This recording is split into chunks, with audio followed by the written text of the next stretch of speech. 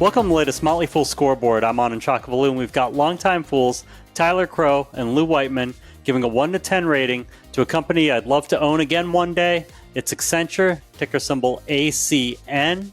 Talk about the business first, including factors like industry and competition. A 10 is invincible. A 1 is hopeless. Both of you have 7s, Lou. Yeah, so Accenture is a global consulting leader with a presence all over the world in a variety of different sectors. A lot of the focus of late has been on AI and tech modernization, but they are involved in energy, healthcare, just all over the place. Now, consulting is a pretty stable business because when times are good, companies are looking to expand. They bring in consultants. When times are bad, they tend to backfill layoffs with contractors. So there is some sort of rhythm there. Accenture scale has helped it weather the downturn kind of that we're seeing in corporate spending. Better than smaller rivals. I like that. If there's a knock here, it is that, yes, there are a lot of rivals and a lot of competition for this work. Sometimes smaller, more nimble firms are a better fit for some projects. So there's that to consider. But overall, a leader in a space and a great company. Yeah, I mean, in general, professional services is a pretty resilient business that can also, from a business profitability way, they can scale up and scale down relatively easy compared to maybe something like a factory or something like that. So that in terms of balance sheet performance, it can be a nice counter cyclical or adjust to the economic times. I think some people might see AI adoption as a threat to professional services companies like Accenture and others like it.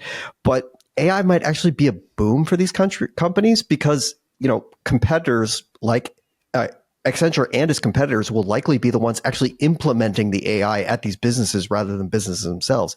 It's really similar to how Accenture has been an implementer of cloud-based services for a lot of its clients. Yeah, whenever the new technology comes in, is hey, Accenture, figure this out, help us get there, and they're happy to do it for a fee. Let's talk about management. A 10 is Warren Buffett. A 1 is Homer Simpson. Tyler's at a 7. Lou, you're at an 8. Yeah, so Julie Sweet has been leading this business since 2019, and I don't have a lot of complaints. Accenture is a very active, very good acquirer of small companies, bolt-ons, to give them new capabilities. That's helped to fuel growth. And this is a very good capital allocation story, too. You want a steady hand at a wheel business like this, someone who can multitask, do a lot of things right. That's what I see in Sweet. So, yeah, I'm very fine with the CEO team. I took 1 point off, and a lot of it going to the history of Accenture being done incredibly well. I can't really find a whole lot of faults.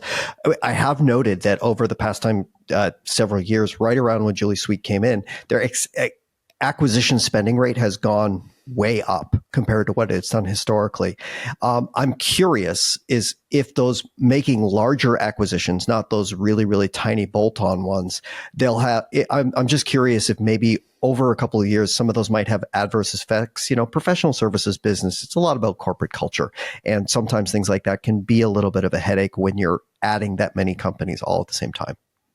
For financials, a 10 is a fortress. A 1 is yikes. Once again, Tyler's at a 7. Lou, you're at an 8. So I normally get kind of yikes when I see stock-based compensation, but the nature of this business is there's going to be a lot of stock-based compensation. That's how consulting works. Accenture is a former partnership, and there's still sort of that model. But look, they generated more than $8 billion in free cash flow in the last fiscal year. They returned almost that much, $7.8 billion to shareholders via stock buybacks and dividends. Share count is actually down slightly in the last 5 years. More cash on the books than debt. Again, no complaints. This is a solid financial statement. Yeah, I mean, on the stock-based compensation, it's kind of a very salesy sort of business that uses a lot of, incentives like that for its sales team, which is a little bit different than handing out huge cash bonuses or stock bonuses to, maybe 4 or 5 executives. It's a little bit different model than we think with most businesses. I had a 7, no complaints, but nothing really stands out as a compelling case for the business. It's most of the financials are pretty neutral for me, one way or the other. Well, Tyler, let's move on to valuation and see if you're neutral on that. How well will Accenture's stock do over the next 5 years, and how safe is it? 10's a sure thing, 1's a lottery ticket. Well, I had it returns a 10-15% annualized safety score of 7. I think the biggest risk is decelerating spending rates. If companies pull back either in recessionary times or we're seeing a lot of things with uncertainty with tariffs and things like that. Businesses maybe kind of pausing planning stages and things like that that may, reduce contractor spend relative to what we've seen historically. Yeah, I'm basically right there with you. I mean, look, Accenture shares have gone nowhere the last few years.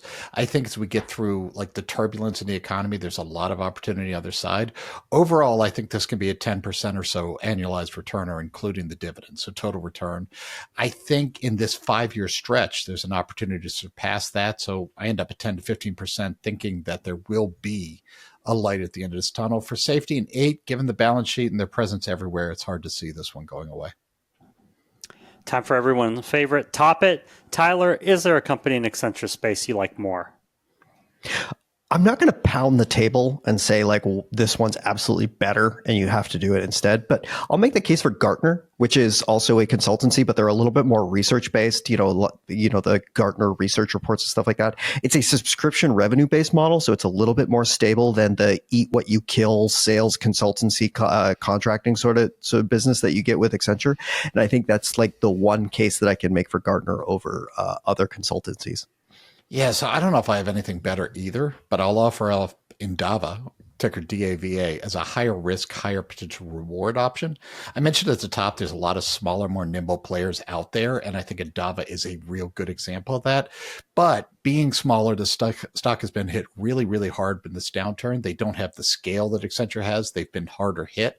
I do think it's a good business, and if it just turns out that it was a bad market and nothing internally wrong with them, which I think is the case, I think there's a lot of potential upside. But again, you're taking on a lot more risk. Thank you to Lou and to Tyler. They've given Accenture a strong overall score of 7.4 out of 10. They haven't compelled me to buy with an 8.0, but something that's definitely on my radar all the time. Look out for a new scoreboard every market day at 7 p.m. Eastern. Next up is FTI Consulting. Till then, Fool on.